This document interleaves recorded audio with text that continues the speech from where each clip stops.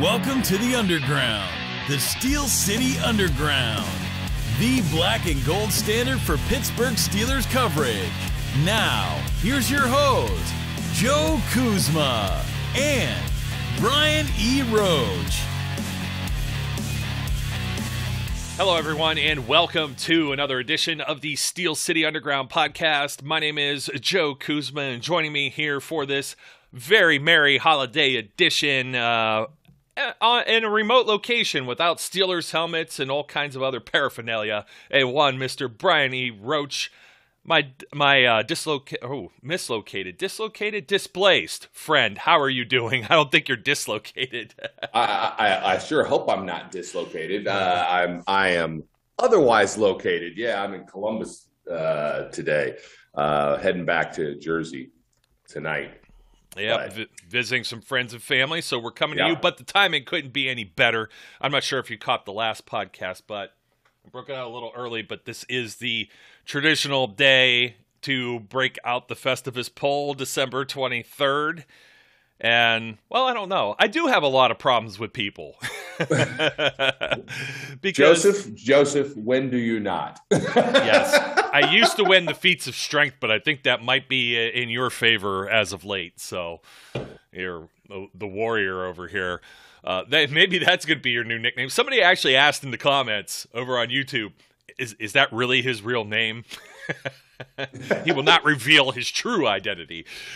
Brian E. Roach. This is so we don't get confused with all the other Brian Roaches of the world. And believe it or not, there are other Joe Kuzmas out there that are running around. I couldn't even get my Twitter handle has an underscore in it. So unless I screwed up and lost the password, which is also entirely possible, but not highly likely with I don't use like password as my password or baloney1 or anything like that. But we got a game coming up, Brian. This is the one I think we'll just come right out the gate and say if there's one you don't expect the Steelers to win, it's on the road at whatever we want to call this place now, at Arrowhead Stadium, Geehaw Field at Arrowhead Stadium. Everyone's got the fancy branding.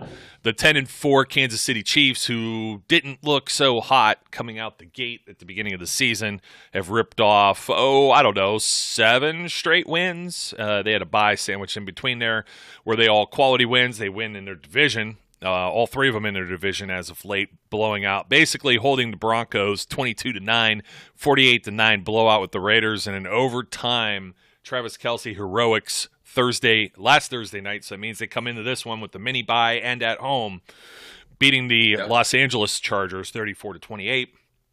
And yeah, I don't have the highest of expectations for this one, and it's just because the Steelers are so inconsistent, man. Like, I don't know what to expect from them. If there was someone who made a comment from the Chiefs side, who was it? Was it Tyreek Hill maybe that said or maybe it was Kelce himself that said, just got to hold them under 20 and it's an automatic win or an instant win or something of that nature. And it's like some people are getting now. Got the poll out. I usually take umbrage with some of these comments. He's not. They're not wrong. No. No, they're not. They're really not wrong. I basically agree with you on this. If there's a game left on the schedule that you really don't have a lot of optimism about, it's this one. Therefore, of course, they'll come out and win because nobody thinks they will. But there's no way you can walk into this particular situation and expect to come out on the winning side. You're talking about the top seed in the AFC at this point.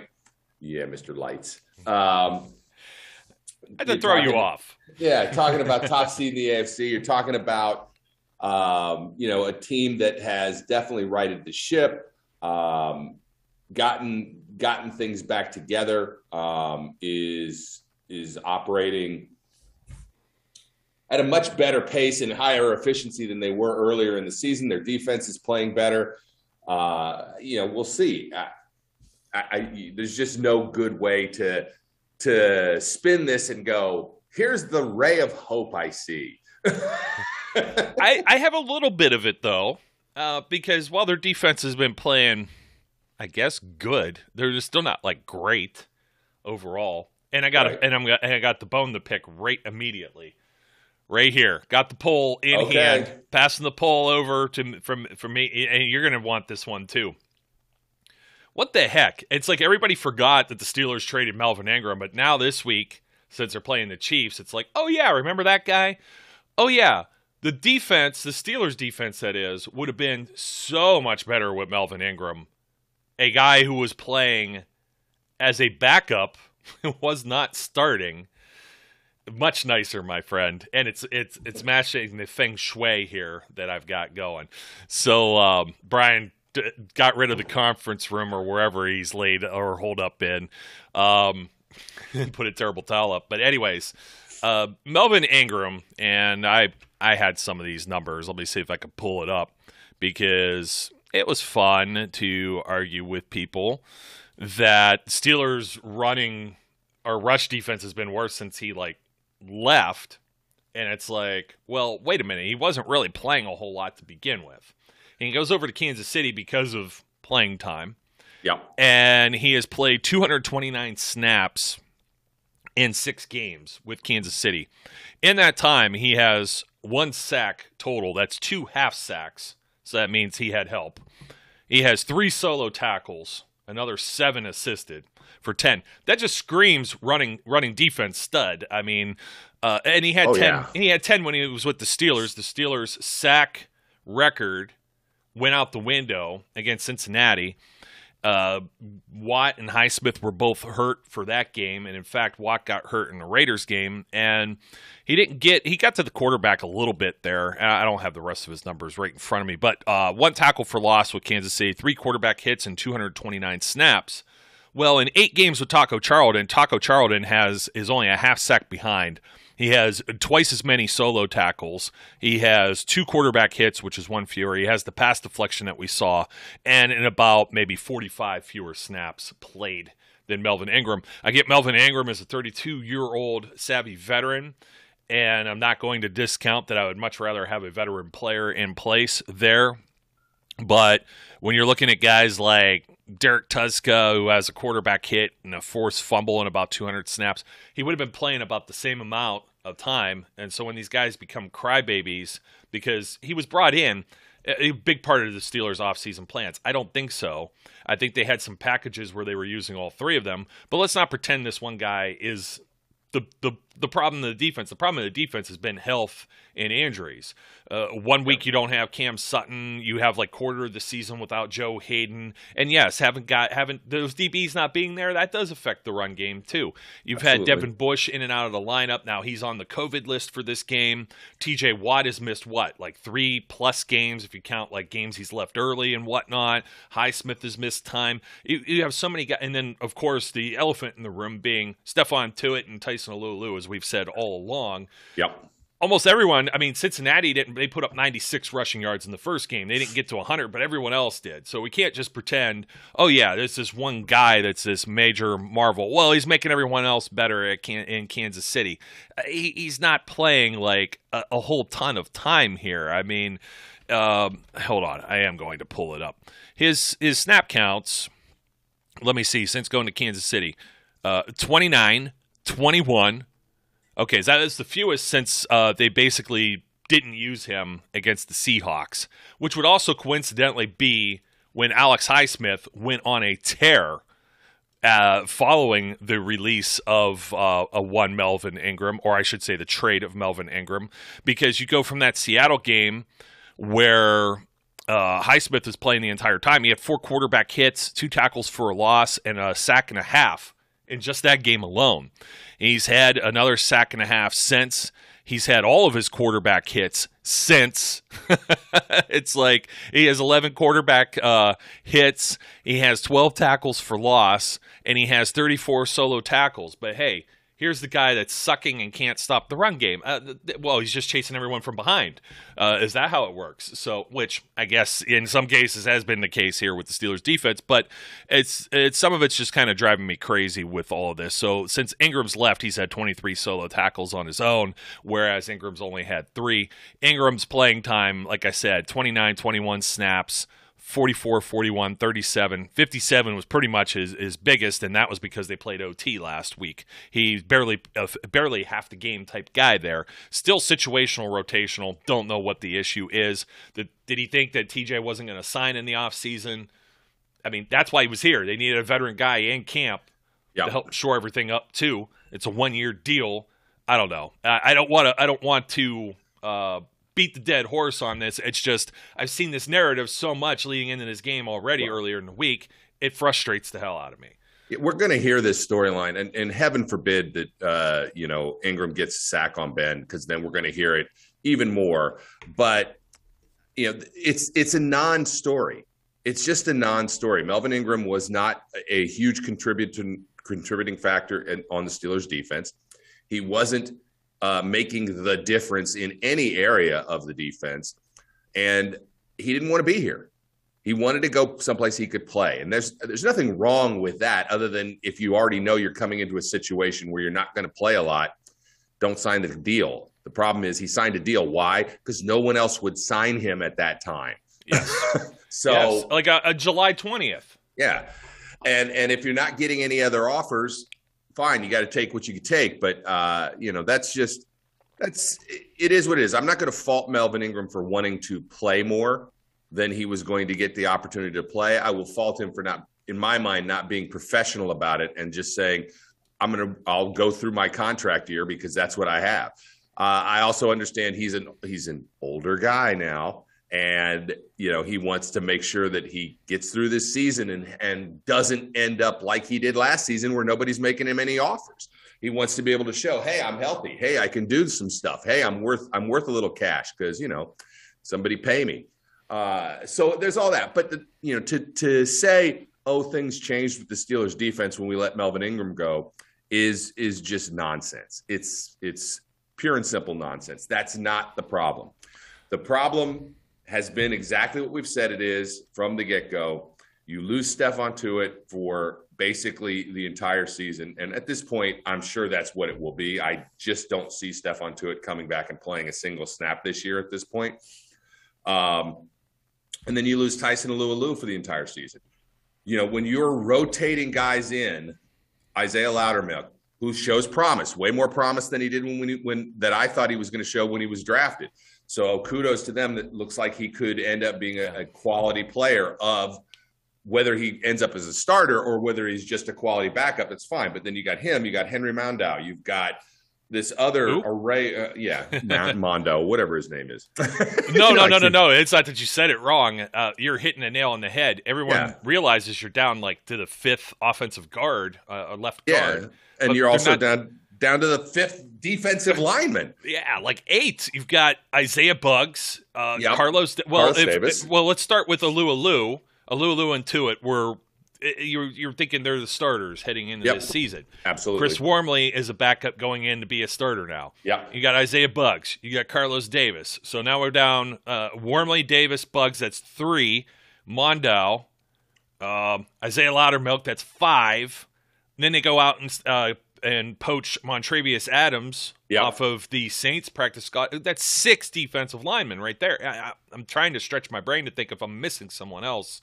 And there were some things said too about, Melvin Ingram caused them to cut Quincy Roche, for example. You don't know what kind of player Quincy Roche is going to be, or you don't know who are the other guys that weren't going to make. Well, Jameer Jones makes the roster. He's everyone's camp phenom, and he was absolutely awful. He was a problem in stopping the run, and that's the reason why he lost his job to Derek Tuska, who was signed to the practice squad from getting cut from the Broncos, a 7th-round pick from North Dakota State. And I think for all intents and purposes, for what you got to work with, it's like, when are people ever happy? There was a win last week against a quality opponent, and the Steelers are somehow at 7-6-1. Could they be at 8-6 or 9-6? Absolutely, they could.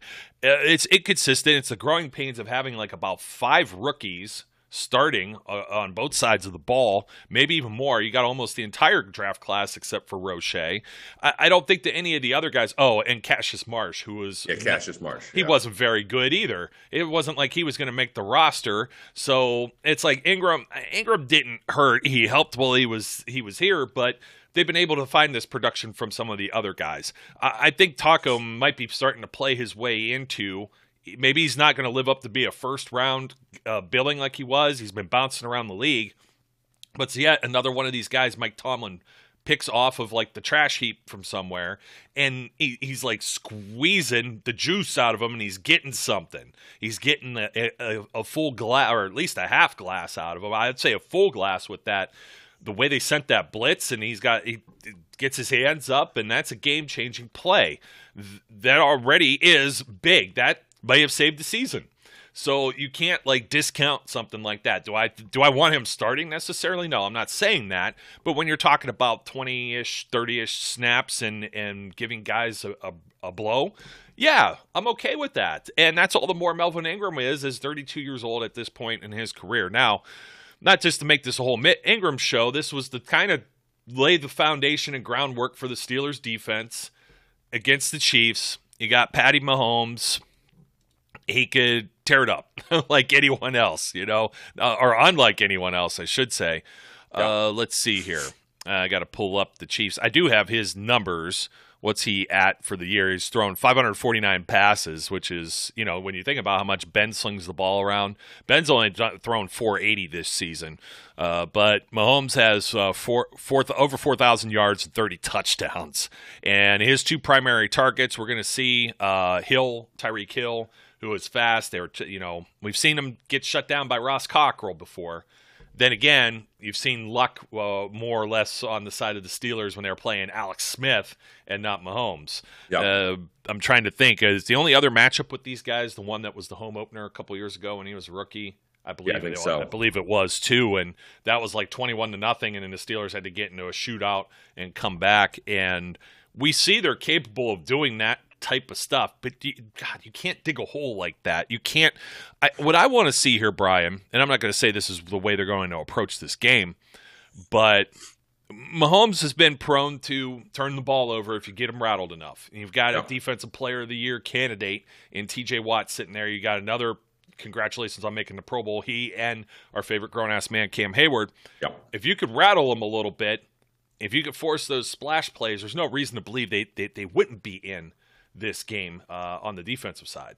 Well, yeah, the way that they have some path to victory is through turnovers, right? They can't commit any. They can't commit. Let me repeat that phrase again. They can't commit any. You cannot give Kansas City extra possessions. You cannot do that. But they have to get some. If the defense can come up, TJ get a strip sack, force an interception. If they can get turnovers, they can stay in this game.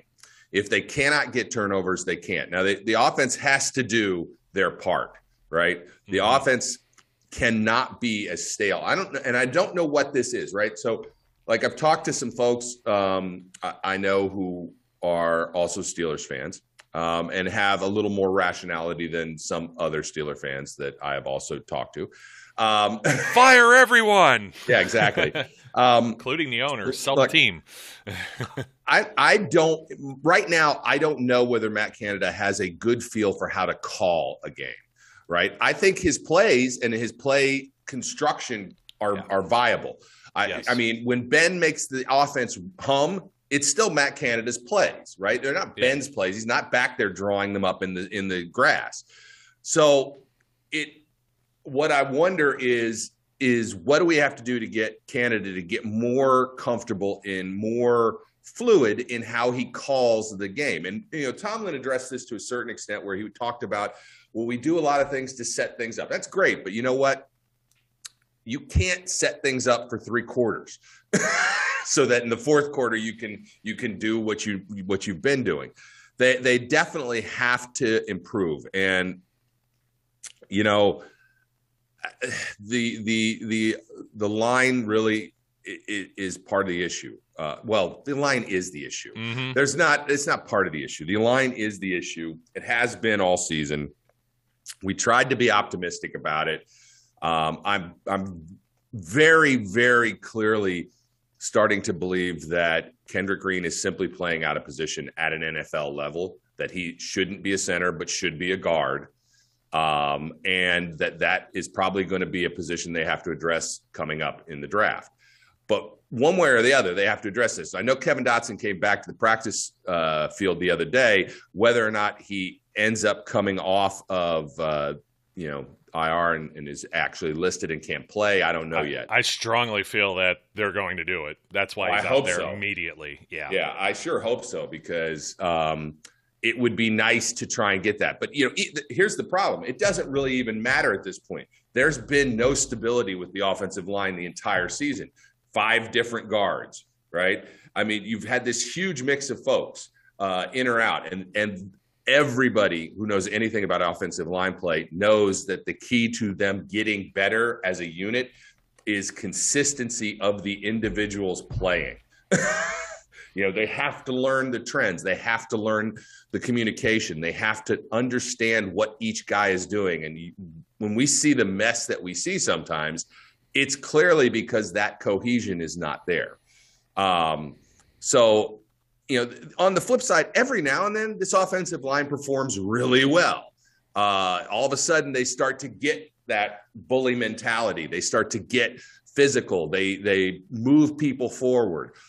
They blow off the line, and Najee's able to get some yards and do some things. It's been, certainly the exception and not the rule so far this season. But if they can put some of that together, if they can simply take advantage of the opportunities that may be available to them, and unfortunately not settle for field goals consistently, get some points. I know I said there's no way that you should even have a reason to hope, but I mean, there is the slimmest of paths. It's called, they better play the best game they've played all season. Yeah, well, there's the one ray of hope when you're going on here, and this is a really bad way to say this. I'm trying to look at. Oh, come on! Don't jump up and down the page. They got a boatload of people who just landed on this COVID list, and I'm trying to actually pull the full thing up here, but for whatever reason, it bounces up and down. Oh, maybe because they don't have it listed here. That's kind of interesting. I'm going to have to find one of the reporters here, but I know Kelsey was there. Tyreek Hill was on there. They're definitely the 2 biggest weapons that Patrick Mahomes has. I mean, Hill just caught 12 of 13 passes for 148 yards and a TD. Kelsey, like I said, the game winner, 10 of his 13 for 191. One of those was the 69-yarder, 2 touchdowns, 2 tutties. My key matchup, obviously, here is I've been banging the drum for Terrell Edmunds all season. This is the Terrell Edmunds coming out party for me. This is going to be one of these games that's almost seen everywhere at 4:25 start. It's one of the big doubleheader CBS games, and so a lot more people are going to see this. Let's see him ball out.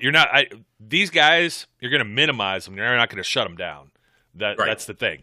So, do I want to see Kelsey get 150 to 200 receiving yards? No. But if you keep this guy at like 80, he ends up with 1 touchdown catch. I'm not going to be calling Edmonds or anyone else that's tasked to watch him a bum. That's going to be the one thing. But you can't get in a shootout with these guys. So you simply can't. Yeah. I do. Everyone else is trying to do that and be aggressive. That's my path here. Yeah. You said it. You can't settle for field goals. The offense did squad do against the Titans, really, when Grant gifted field position or not scoring TDs. This isn't the Alex Smith Chiefs where you can have Boswell come out and kick like 8 field goals. It's not going to work. Can't do it.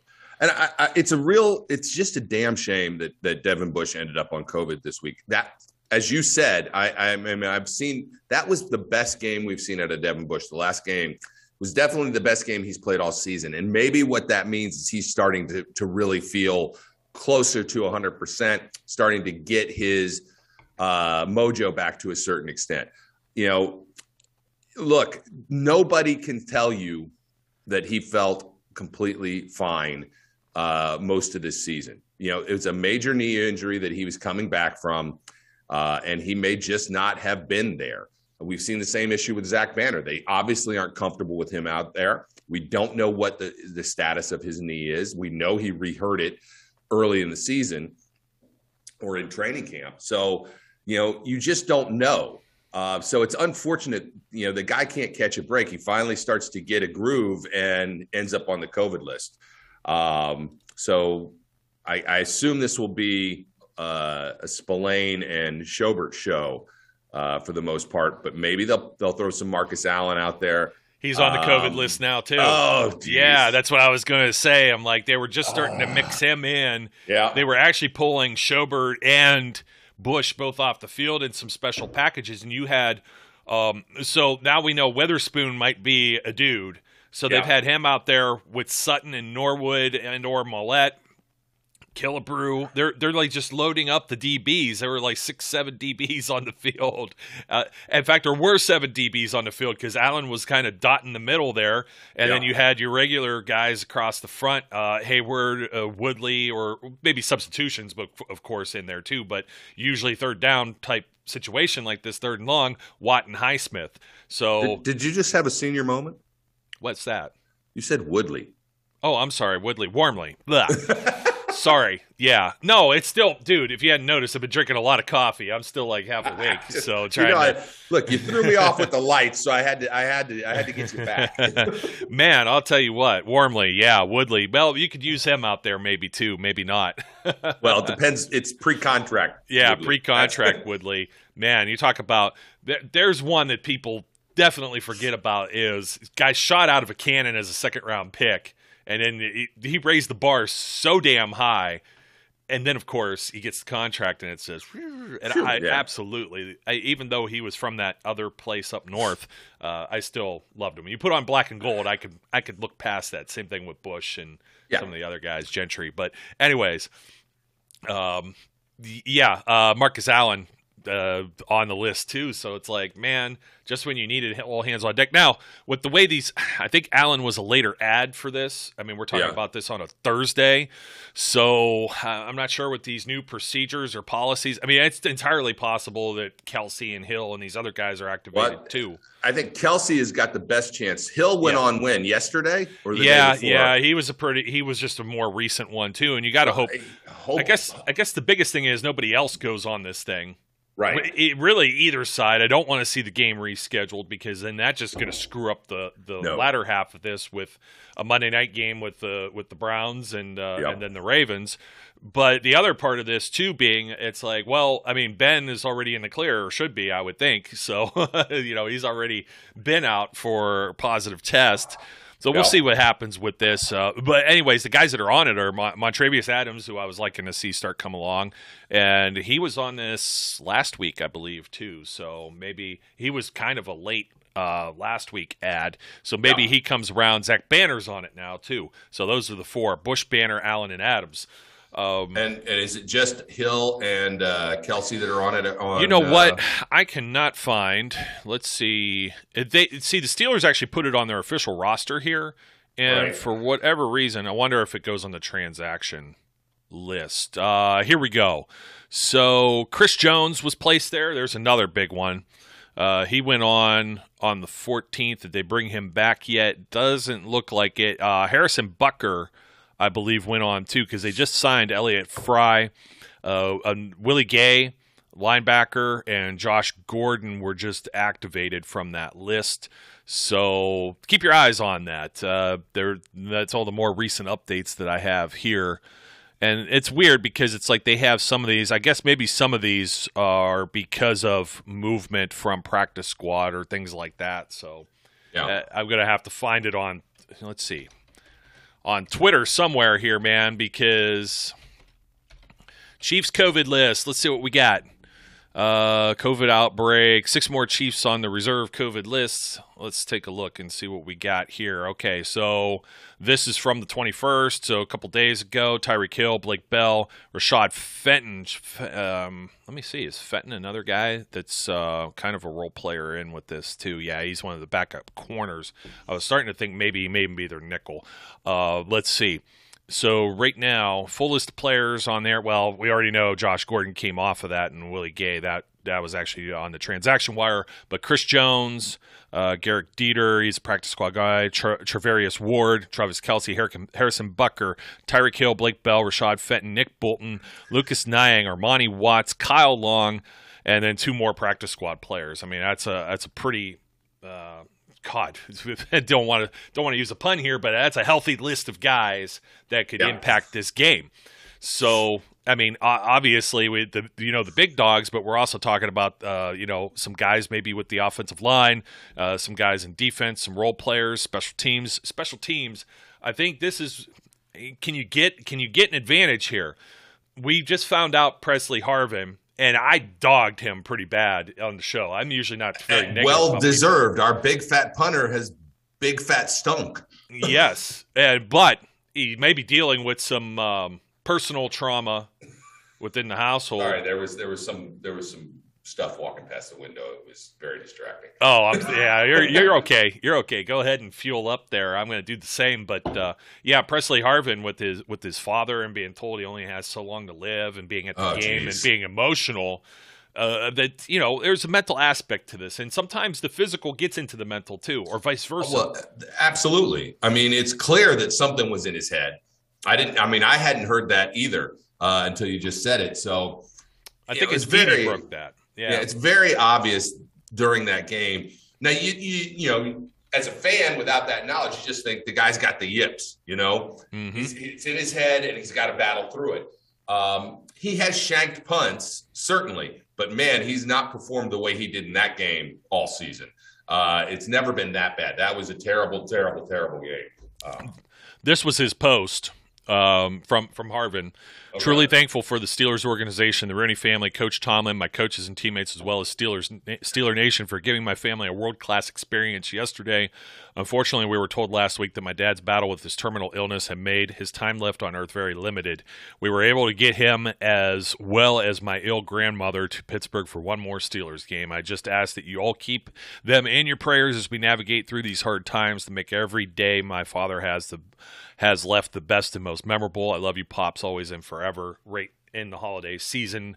Truly, that's tough. Truly, thoughts and prayers out to him. Yes, bad performance, but you put it into some context. Maybe this guy comes out and kicks some ass this time, because this phase of football, you're going to be playing a field position battle for sure. The Chiefs, I think, could score at will. Like I was saying, going for it on like fourth down, like all these other things. The Chargers, they don't make all of these aggressive play calls. Then maybe they beat the Chiefs straight up. And we saw the Ravens lose in that type of fashion over twice in the last 3 weeks as well. And, I don't have you just hate to see it, don't you? No, you don't. You no really dry don't. Eye. No dry eye in Steelers Nation over that one. But, Harb's trying to defend it in the analytics. It was funny listening to him. Like, he'd get him fresh off the game in the presser, and he's a fireball. And it's like, let's see if we could do the same thing here. Like I said, maybe field goals aren't going to do everything for you, but maybe you get some special teams play. Maybe you can get some splash plays with the turnover. Oh, let's see. I wanted to look at a little bit more here. We got the depth chart. Let me go back to the defense here, since we're talking kind of Steelers offense and where they could attack. Obviously, Chris Jones is a dude up front, but we'll see if he's there. Jerron Reed, Derek Nottie, Frank Clark, another guy. So up front, they're pretty strong. Ben Neiman, Anthony Hitchens, Travarius Ward is a starter. Willie Gay is he a second-year player now? I'm not sure. Obviously, we know the namesake, and the linebacker version here came from West Virginia, too, so some people are probably familiar with him that listen to the show. L'Jarius Sneed, Mike Hughes, Juan Thornhill, Tyrann Mathieu. Obviously, Mike Tomlin calling him the Honey Badger. We know he's a playmaker. He's very Minka-like. We'll see if Thornhill and or Sorensen. If Sorensen's in there, if you're Ben and you just look for his number, that's where I'm throwing 100 times out of 100. Sorensen is not a good safety. I would be after him constantly. So actually, the Kansas City pass defense is one of their weaknesses. They are, let me see, 28th in the league as far as yardage. Against the run, they're 19th. So the defense, you could do some things against them. The problem is that the Steelers are only 31st with the run, and obviously when you're not dedicating any resources towards handing off the ball to Najee Harris, you got to try something. Hopefully you can get something out of this. Again, it's a really good defensive front, much like the Titans. I don't know that there's going to be a lot to relinquish there. You got to hope on the Steelers' injury side, we didn't really get to that, but Pat Freiermuth is in the concussion protocol. So you got to hope to have him back. I believe Spillane was a participant, or he's back. Yeah, he's back. It was Joe Hayden that was a coach's decision. They're going to still try and rest his foot. They're rotating him out. Wormley, not Woodley, joins the groin club. He was a DNP on Wednesday. Ben practiced, Buddy Johnson practiced, Kevin Rader practiced, Isaiah Buggs practiced. So for the most part, you're hoping you need Wormley there. You need everyone else to be healthy. Freiermuth coming out of concussion protocol would be huge for the Steelers on the offensive side of the ball.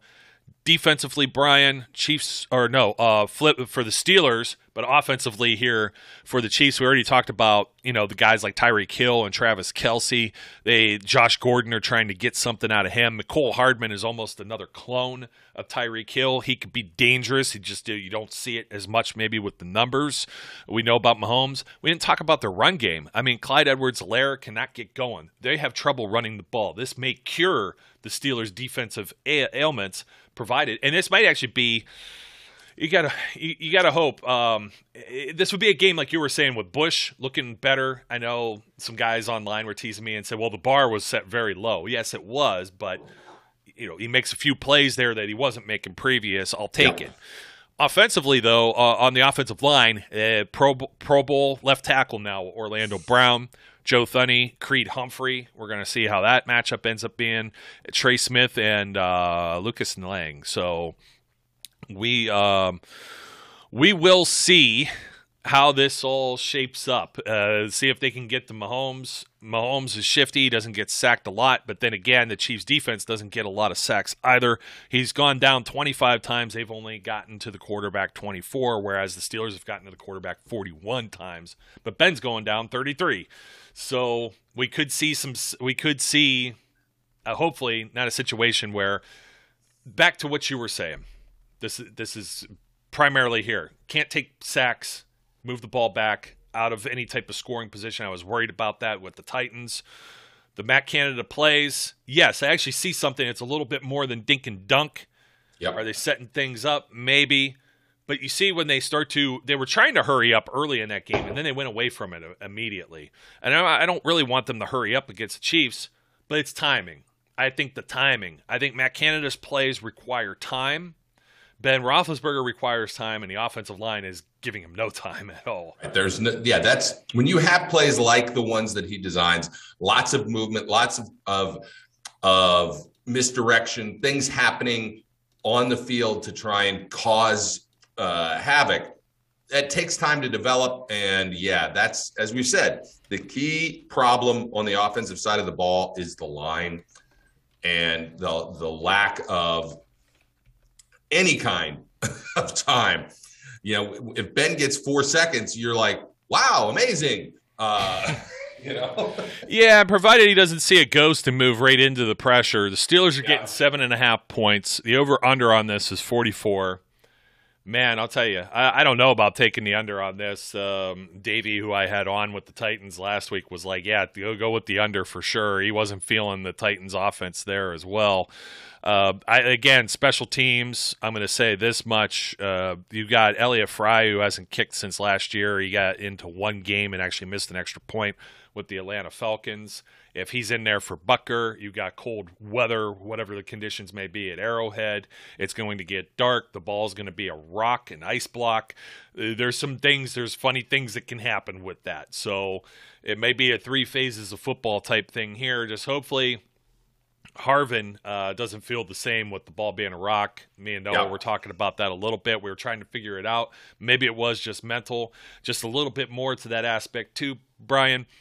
Folks just maybe they don't use the substitution features when they play Madden. And the players don't get tired when you're playing the video game. That's not the way it works. It's amazing that the Steelers do what they do in the fourth quarter. They got to be some well-conditioned athletes, or maybe it's just so well-rested from 3 and outs on offense. Yeah, but the guys get tired and then they make mental errors too. Yep. When you get tired, you think about it. You probably drifted a lane on the road driving or something of that nature. You start to snooze during your favorite TV show or a movie you got on late at night. that's exactly what's happening as you continue to work your body here as an athlete. And then that's going to start getting into the mental aspect. So you got to be mentally sharp and physically sharp at all times. It's just if it goes to the fourth quarter with this game, I just don't see it. It's probably going to be cold. It's going to be somewhat, I think, miserable. I don't know what the forecast is. I don't care to look. It'll probably change 5 times by the time I look at it too. But that's about it. Yeah, a lot of people, like you were saying, Canada with calling it, they script the first half of the games usually. I don't think they get through any of the script because they ran 22 plays into the third quarter against the Titans. I looked it up, and it was like 7 minutes left in the third quarter, and the Titans had an incredible disparity with time of possession versus the Steelers' offense. So, yeah, you got to hope that they game plan something, and you got to game plan to keep the ball out of Mahomes' hands, basically, and you got to score some touchdowns. That's the way it's got to work. We haven't seen that consistently, so it's hard for us to go in and be confident with that. And we've also seen the defense get beat up here or there, but now it looks like they're almost kind of at full strength. So you got to kind of hope there. Even if Spillane comes in for Bush, we're going to see how this ends up playing out here because I don't know if they lose a whole lot. Spillane obviously is kind of more Vince Williams. He isn't going to cover guys in the pass game as well. But if you're covering one of their backs primarily, then if you're covering Kelsey, I mean, maybe forget about that. He's going to beat you every time. Yeah. The thing I want to stress to folks is, like, this is a game that even from the entire season, you kind of marked this down as a loss, right? You always sort of thought, okay, Arrowhead's going to be a loss. And even if they lose this game, we had talked a couple weeks ago and said, we think 10 wins is what it's going to take to win the division. I kind of have changed my mind on that. I think 9 can do it. Maybe. And because when you look at what the other teams have left, I mean, as much as it'll make me throw up a little bit in my mouth, you kind of have to root for the Ravens to beat the Bengals this week. Because the last 2 games, the Ravens have the Rams. They could lose that game pretty easily. And then us. I'll take us if that's to decide our fate, right? So the Browns have the Packers, us, and then the Bengals. They're probably going to lose at least 2 of those, if not all 3. So forget the Browns. And then the Bengals have the Chiefs after the Ravens. You kind of hope, okay, they could lose that game. And maybe the last game of the year, you're hoping the Browns can somehow beat the Bengals. And at that point, you got a whole bunch of teams with 9 wins, right? And if you got a bunch of teams with 9 wins and we're 9 and 7 and 1, and they're all 9 and 8, guess what? We win the division. Yeah, that would be pretty wild. I hadn't really thought of it that way. I'll be completely honest with you. I just want the Ravens out of it completely.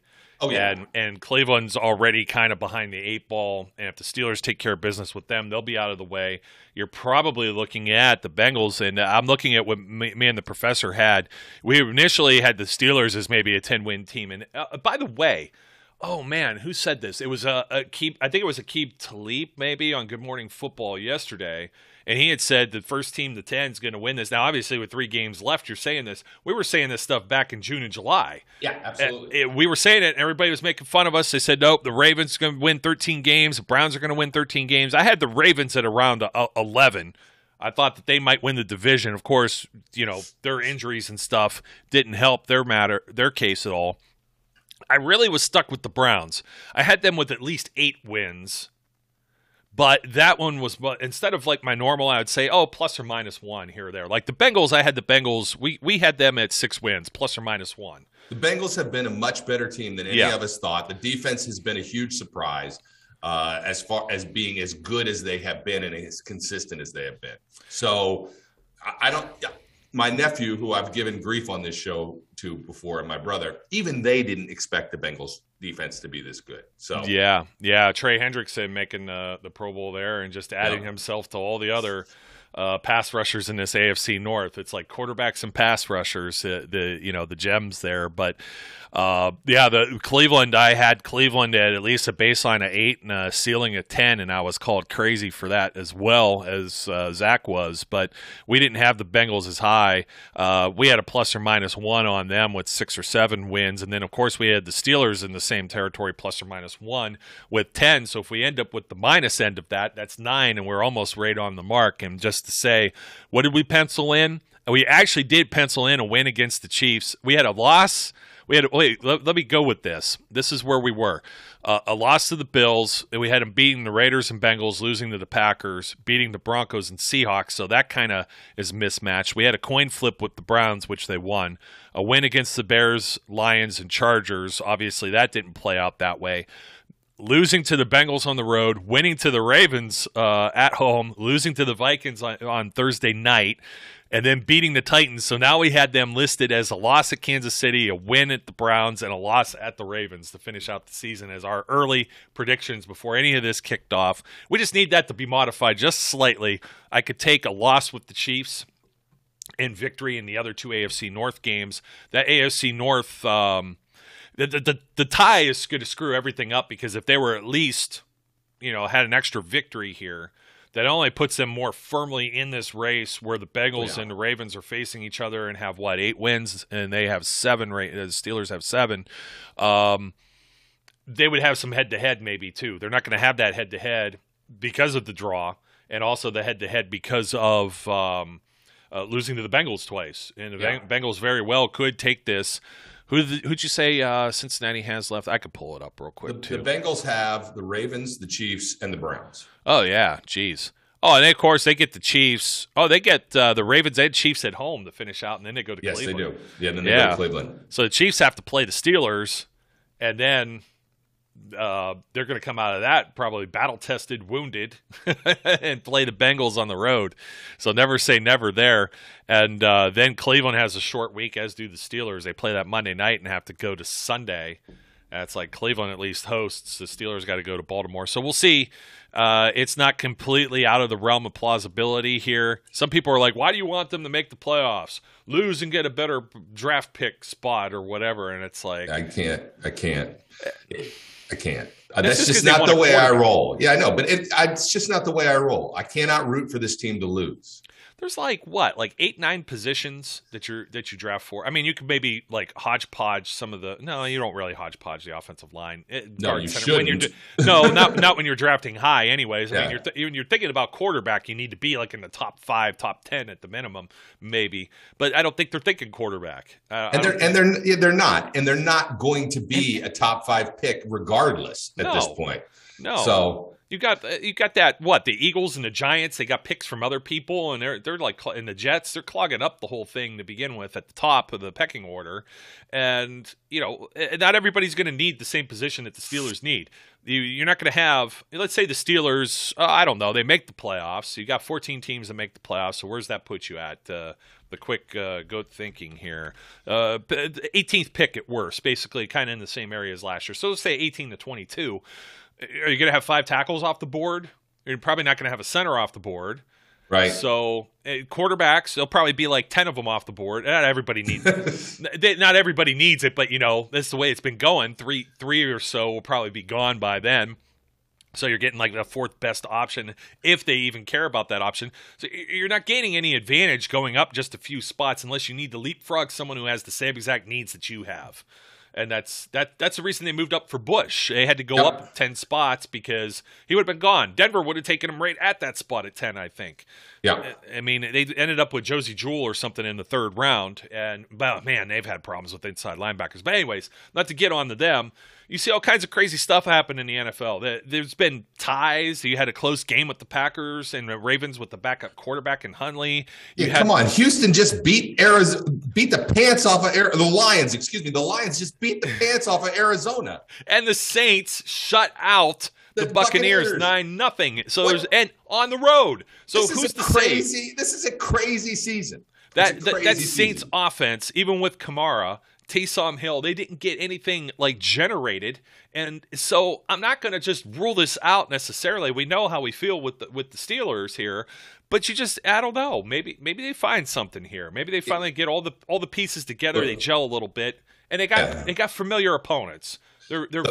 So the bottom line is, they're not out of this, and I think if they win 2 out of 3, that their chances of winning the division are pretty strong. But they can't lose 2 out of 3. Then forget it. But if they win all 3, I think it's a lock that they win the division, because I don't think any other team is getting to 10 wins. Yeah. But I'm not that confident that that's going to happen. Now you get into wild card. Who else they got to beat out here, Brian? Buffalo's at 8-6. I mean, if the Steelers get to 9 wins and the Bills get to 9 wins, it goes by wins. It's with that tie, and they obviously would have had a head-to-head, and it's still not 3 weeks left. Some of these teams they might end up with a tie. There's just been so many overtime games. That's what I was trying to say earlier. Let me see. Indianapolis is still nipping at the heels of the Titans too, and then you got the AFC West, which is like a wild west here. But the Chargers are at 8-6, the Raiders are at 7-7, and the Broncos are at 7-7. So you've got a number of like. And Miami is crawled into this too at 7-7 as well, and it's been getting hot. I mean, there's three wild card spots. As long as you can, if you get to 9, you might be able to get over the Ravens and the Browns and still have a shot here, because you're looking across at everybody else. I think Buffalo gets in. And then it's like the Colts, and then there's the Chargers probably, unless one of the other teams like the Raiders or the Broncos have a streak. And if the Chargers end up falling, that just makes it easier, because then you're going to pick one from each of the other 3 divisions. Buffalo could fall apart here too. So, I mean, they've been remember, they were an early Super Bowl favorite too, just like the Browns were, the paper preseason perennial Super Bowl champs. So it'll be interesting to watch. I don't think we want to beat the dead horse much more on this. It's an early show. It's for everyone here, including me and you. We've got things going on this week. So a Merry Christmas to you, my friend, and a Happy Holidays to everyone else for who that may apply as well. And a very happy Festivus. Yep, it's a Festivus for the rest of us. It's a Festivus. Let me tell you what. We've got the poll here. No tinsel. I find it distracting. A very good, strength to weight ratio. You shouldn't do that, what you're doing right now. Oh, rub the pole. I'm rubbing it for good luck. It's like a Buddha belly. It's just, no, you shouldn't do that. Don't stroke the pole. That's right. For any good luck. But if the Steelers come out with this win at Kansas City, it will be a Festivus miracle. It will be a Festivus miracle, and we will see. That it's going to definitely require feats of strength to happen. And if they do manage to pull it out, I probably will not have issues with all of you people, and won't have anything bad to say. And I'm picturing Jerry Stiller's Frank Costanza saying, "Let's rumble." So, yes, and for our 2 percenters that are still left here, Brian and I are making a very generous donation to the Human Fund for you as well. So sweet. Yes, absolutely. So, all right, my friend. Well, thanks for taking time. I know it's out of your busy schedule, and like I said, you're displaced, misplaced, whatever it was that, like I said, stumbling on words, Woodley, Wormley, whoever. It'll be good. I'll give a shout out to the Aloft Hotel in Westerville, Ohio, for letting me use this conference room to get this done. So that's absolutely good on them. I am going to give a shout out to my humble surroundings in my own abode here, where I can. You can't carry a Festivus pole into the hotel. They might look at you a little sideways. So, well, as Chris Rock has been wont to say, and you can relate to this because you also have a daughter. My whole job in life is to keep her off the pole. Man, Chris Rock is the guy. It's pretty much it's kind of a bad joke that may not have aged as well, but he was talking about sexual harassment, and he said, "Man, if my father wouldn't have harassed my mother, I wouldn't be here right now." It was one of the best, man. I love some stand-up comedy, so, and that's the most I'm going to go with that. So there's some, we're trying to stay a little friendly here. We're talking a little bit too much about polls and strokes and everything else. You can tell I need more coffee. Thank you, my friend. Happy holidays. Merry Christmas to everyone that's out there. My two Red Bulls, my two big ones are gone. They disappear with the virtual background, but they look like silver bullets there. And you're they're about gone. to like fly through a wall like the Kool-Aid Man or something. So I have wings. Don't fly away on me, my friend. So anyways, folks, hope you enjoyed the show. We appreciate your comments. We try and get to some of them, but obviously Brian's traveling. I'll be traveling shortly, wrapping gifts and everything else. Couldn't get to all of them, but still keep them coming. That's what entertains me while I'm around parents and in-laws and things like that. Give us some more helmet-worthy stuff. Come on. Yeah. Oh, yeah. We've got like some more. We need a lot more. It's been few and far between, and I forgot to push it on the last show. So what are we doing with that again? You got to send us a video by some means or method. Some means or method. A video explaining why you're helmet-worthy. When you get it in, look, I mean, it's not that we don't have one, but don't make it a default win for whoever sent the one. Just a couple more, man, and we will get this out to somebody before the end of the year. Well, that's because people aren't listening all the way to the end, so maybe it'll be the 2%ers who really do deserve it. They're going to be eligible for it. So, yep, definitely. We're going to leave it at that. I never got to ask your question. I was going to ask you a couple things about the previous game, but since they didn't already pop up, I guess the biggest thing is Joe Hayden is a grown-ass man, and he was missed. Was that a play? was that a tackle? So, he was Brian, definitely missed. You were there as I was. Yes. We got to finish with this. You had a different vantage point than I did. At any time did you think he crossed the 10-yard line with that Let ball? me tell you, I'm in the 500 level, right? But I am right at the 10-yard line in the 500 level. And when he made that hit, I went, game over. I was like, it was so obvious that it wasn't even close. Yep. And when they marked that ball, let me just tell you, there was a viral video of an Eagles fan doing the WTF, not the what the football version of it, because of a ref call. There was no doubt. My daughter, who was at the game with me, was doing one of these, like, Daddy, could you please not have the entire, litany of curse words coming out of your mouth up into the air, because I was apoplectic. It was so absurd. The refs, look, dude, what the F are they doing? I don't even know. I'm sitting there going, where's the guy from, the cross-eyed guy from Blended who, Adam Sandler movie, who is like, hey, say, whatever. That guy, that must have been one of the refs. Because how do you get that bad at spotting? And I thought the earlier spot was bad. Oh. This was even worse.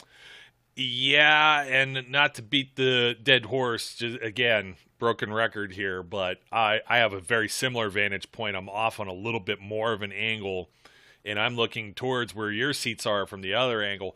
On TV, they made that TV didn't do justice to the incompetence of what was going on out there. They almost let them run a play. They were already spotting the ball, and then they were standing around with their hand in their back pockets. They were talking, like, okay, now we get a measurement. Then somebody called down and said, whoa, this is way off. And then there was like another dead pause, and I think TV may have actually taken like a commercial break, a window and window. They were showing Tony Romo or wherever up in the booth. They're showing replays. You didn't get the whole sense of just how badly this was handled on the field. I mean, this was, and then they measure and they just stood there. Yeah. They're looking at it and they're like, well, I don't know. Clearly, I waiting can't. For the index card to come out. It's like the guy's eyesight just go that way. Like, I'm staring straight ahead, but I'm seeing over there. It's like it's crazy. because he was out of position. He was on. He was on the line to gain, and he's looking back 2 yards, and you can't do that. You got to be on the line. You got to be there with the guy, and it's a bad positioning deal, more or less than what. I mean, when you're on the goal line, the referees, there's one on each side, and sometimes one guy signals touchdown, the other guy doesn't. it was just as bad that the other guy comes in, and somebody drew this in a meme. They drew like marker, like, whoop. Yeah, I saw it. It's like somebody doing a bad line job, paint job on the field, or out on the road. You whoop, the lane goes the other way. It was so blatantly obvious that he never crossed the 10-yard line, and they just spotted on the other side. So this is the first time in my life where I'm going to support what you have been saying often, and what I think they've said on the put a damn chip in the ball, put a chip on the goalposts, and put a chip in the first yard markers, and you don't have any of these questions. You can track it and determine it didn't cross. They have like some type of stitching. That's been my thought, is that you lace the ball with this different type of stitching, almost kind of like something like where you have your gloves and you have the finger and you could touch your phone. Yeah, and it got to be something like that with technology wise. I want to say it's something they've chipped soccer balls. They found a way to do it with that and everything else. But I don't understand. It's the NFL. It's like you got 32 stadiums. These are the ones that are always in use. Invest like you don't even have to. I don't even think the cameras would cost $500,000 for each location to put in. Did they have all this stuff done properly? And then we're still using the chain gang, and then they use the pylon camera, which is the Logitech C920 or whatever that they've been selling for the last 15 years. Like 15-year-old technology, 2-megapixel camera. It's like, can somebody just get their iPhone? You could have an iPhone from the last 5 years and get a sharper image out of it than what the heck they got in this little pylon thing. I understand it's got to be weather resistant or whatever, and probably low powered and battery powered or whatever, but still, like, come on. I mean, it just seems, it seems so bootleg for $1 billion industry. It's really bad. I mean, beyond, I say billion, I think the Cowboys are worth $1 billion by themselves. Yeah. So it's obviously more than that. But anyways, I digress. It's time to go. Happy holidays and so long to everyone there. Don't forget to like, comment, subscribe. Thank you for watching. Thank you for viewing. As always, my name is Joe. His name is Brian. We encourage everyone out there to be safe, be good, and we'll catch you later. We would like to thank you for listening and remind our listeners to follow us on social media and our website, www.steelcityunderground.com.